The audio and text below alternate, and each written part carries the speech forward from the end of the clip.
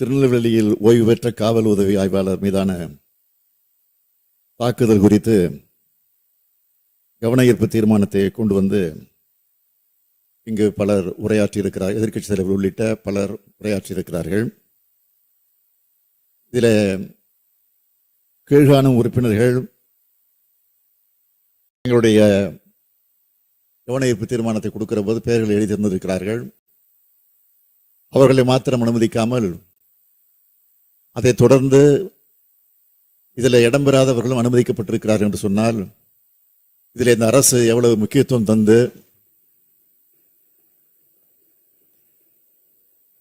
நீங்கள் எப்படி இந்த கவனிப்பு தீர்மானத்தில் நம்முடைய பெயரும் இடம்பெற வேண்டும் என்று கருதி இதில் இடம்பெற்றிருக்கிறீர்கள், இப்போது இடம்பெற்றிருக்கிறீர்களோ அதேபோல் நிச்சயமாக இந்த ஆட்சியை பொறுத்தவரையில் சட்டம் ஒழுங்கு பிரச்சனையில் கடுமையாக இருக்கும் என்பதற்கு இது ஒரு உதாரணமாக நான் இங்கே குறிப்பிட விரும்புகிறேன்.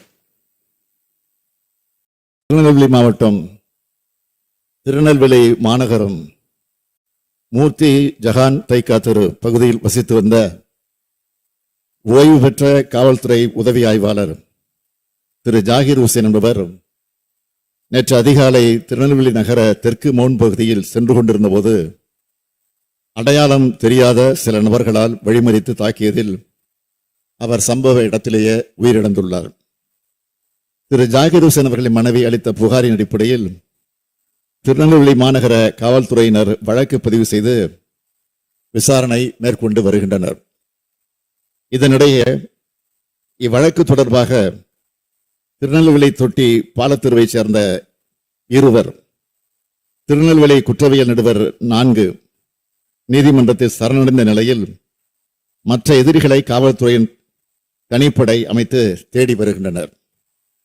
கொலையுண்ட திரு ஜாகிர் ஹுசேன் கடந்த 8/1/2025 அன்று அவரது முகநூல் பக்கத்தில் ஒரு காணொலி வெளியிட்டுள்ளது பற்றியும் அதில் குறிப்பிட்டுள்ள குற்றச்சாட்டுகள் குறித்தும் விசாரணை நடத்தப்பட்டு வருகிறது.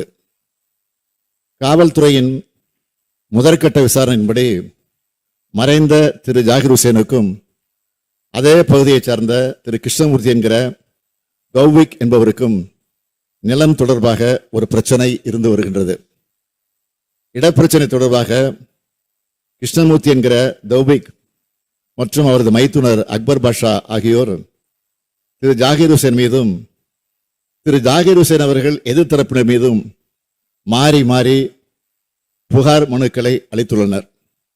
இவற்றின் மீது காவல்துறையினரால் சமுதாய பதிவேடு எண்கள், அதாவது CSR எண்களும் வழங்கப்பட்டு விசாரணை மேற்கொள்ளப்பட்டுள்ளது.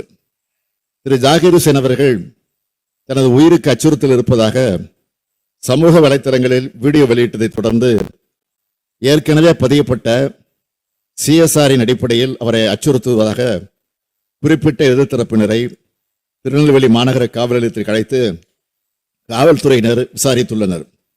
மேற்படி விசாரணை நடைபெற்று வரும் சூழ்நிலையிலே நேற்றைய தினம் இந்த கண்டிக்கத்தக்க சம்பவம் நடைபெற்றுள்ளது.